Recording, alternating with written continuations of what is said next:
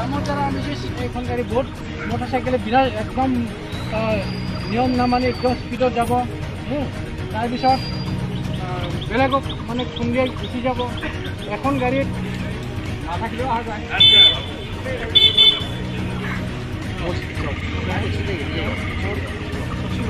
আপোনালোকে যিহেতু এই জেগাৰ মানুহ, এই জেগাৰ লোক, গতিকে আপোনালোকে এই দায়িত্বটো ল'ব লাগিব।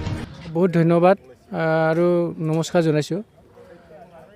আজি এই আপোনালোকে যিটো দেখিছে, আপুনি যিটো কৈছে আজি কাৰ্যসূচী লৈছে, কথাটো ঠিক তেনেকৈ নহয়। আমি কাৰ্যসূচীটো আজিয়ে প্ৰথম লৈছোঁ এনেকৈ কথা নহয়।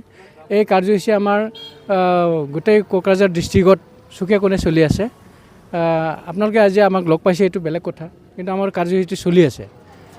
আজি আৰম্ভ হৈছে এইটো কথা নহয়। যাহওক, এই কাৰ্যসূচীটো কি হ'ল মানে কি, আমাৰ কোকৰাঝাৰ জিলাত যিকোনো প্ৰকাৰে এই দুৰ্ঘটনাটো ৰোধ কৰিব লাগে।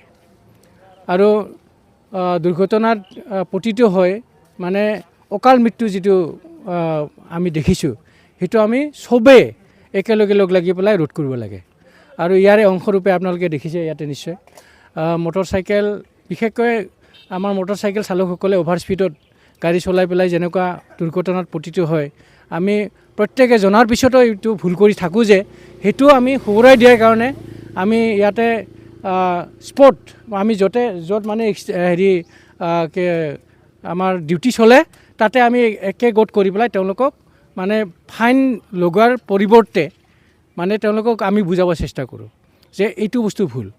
আৰু সেইটো আমি এটা অনুৰোধ আমাৰ তেওঁলোকৰ ওচৰত থাকে, কি হ'ল যে আমি যিখিনি কৈছোঁ আপোনালোকক, আমি যিখিনি ক'লোঁ যে এইটো কৰিলে মানে সুৰক্ষাটো মানে ঠিক থাকে, মানে নিশ্চিত হয়, সেইটো যাতে তেওঁলোকৰ লগতে তেওঁৰ যিমান আত্মীয় আছে, চিনাকি আছে, বন্ধু বান্ধৱ আছে, সেইখিনি যাতে তেওঁলোককো কয়। আৰু সেই হিচাপে পূৰা কোকৰাঝাৰ জিলাত যিমান গাড়ীৰ চালক আছে, গাড়ীৰ মালিক আছে, তেওঁলোকক এই ৰোড ছেফটি এৱাৰনেছৰ বিষয়ে জনোৱাটো আমাৰ এই কাৰ্যসূচীৰ মূল উদ্দেশ্য।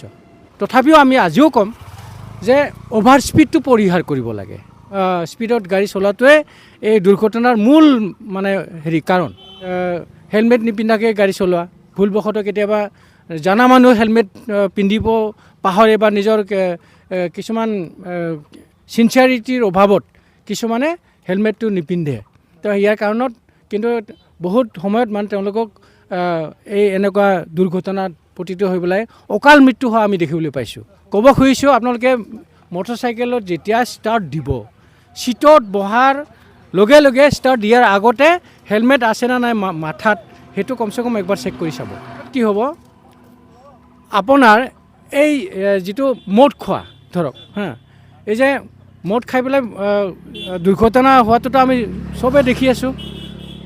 আৰু এইটো কাৰণত যিটো দুৰ্ঘটনাত পতিত হৈ পেলাই অকাল মৃত্যু হয়, তাৰপিছত যিখন ঘৰত সেই দুৰ্ঘটনাটো হয়, এই ঘৰখনৰ কি অৱস্থা হয় আমি চবেই এইটো অনুভৱ কৰিব পাৰোঁ।